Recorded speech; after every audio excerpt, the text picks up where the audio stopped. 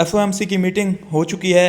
अब जो नया उसका केवन वार्श आया था फेड का चेयर, उसने कोई बात ही नहीं की। भाई साहब, उससे पूछा गया रेट कट करोगे, उसने कोई तकरीर की, इधर की बात उधर की बात, हमने इन्फ्लेशन को कंट्रोल करना है, ये करना है वो करना है, रेट कट के बारे में उसने नहीं बताया। जैसे ही ये सीन सबने देखा, मार्केट गिर गई। और मार्केट का गिरना इस वजह से भी पॉसिबल हुआ कि ट्रंप साहब ने जो अगेन से फिल्में लगाई हुई है, मैंने आपको बताया है ट्रंप है, इसकी बात पे इतबार करना समझो कि फिर अपना बेड़ा गर्क करने वाली ही बात है।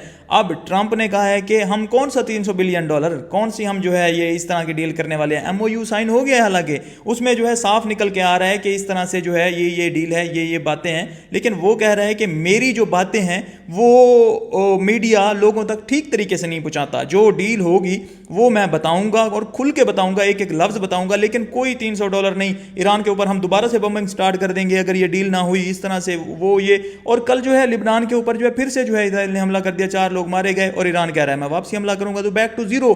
नहीं होने वाली कोई डील जब तक इजराइल नहीं चाहेगा। आपको लगेगा ट्रंप बॉस है, लेकिन आपको पता नहीं है कि इजराइल बैक एंड पे बॉस है। और जब तक वो नहीं चाहेगा, जब तक नहीं चाहेगा, कोई डील आपको होती हुई नजर नहीं आएगी। उधर से एफओएमसी की मीटिंग, सब लोग समझ रहे थे ट्रंप का बंदा आ गया है, केवन वॉच, अब तो रेट कट ही देखने को मिलेंगे भाई साहब। लेकिन उनको पता नहीं था कि रेट कट करेगा किस बेस पे, क्या जवाब बना के करेगा। ऐसे ही मुंह उठा के रेट कट कर देगा, ऐसे नहीं होते।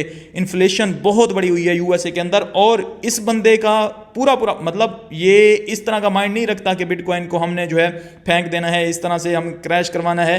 जिस तरह पिछला चेयर था वो तो बिल्कुल खिलाफ था कि हमें जो है पुराने ट्रेडिशनल सिस्टम पे चलना चाहिए, लेकिन ये बिटकॉइन को डिजिटल गोल्ड कहता है। लेकिन ऐसा ही नहीं है कि सारा बिटकॉइन के लिए फेवरेबल कंडीशन बना देगा। ये डाटा देखता है और डाटे के ऊपर जो है डिसीजन लेता है। अब इसने देखा है इन्फ्लेशन बहुत हाई है, तो इसने वही बात की है कि हमने इन्फ्लेशन को कंट्रोल करना है। इन्फ्लेशन को कंट्रोल करना मतलब इंटरेस्ट रेट बढ़ाने पड़ेंगे, कट नहीं होंगे। और इंटरेस्ट रेट अगर कट नहीं होंगे तो कोई आल्ट कॉइन सीजन या कोई बिटकॉइन जो है पंप नहीं करेगा, क्योंकि जब तक जो है इंटरेस्ट रेट कट नहीं होते तब तक जो है लोगों की जेब में M2 सप्लाई नहीं बढ़ती और लोगों के वॉलेट में पैसे नहीं आते, तो वो रिस्की एसेट में भी नहीं लगाते।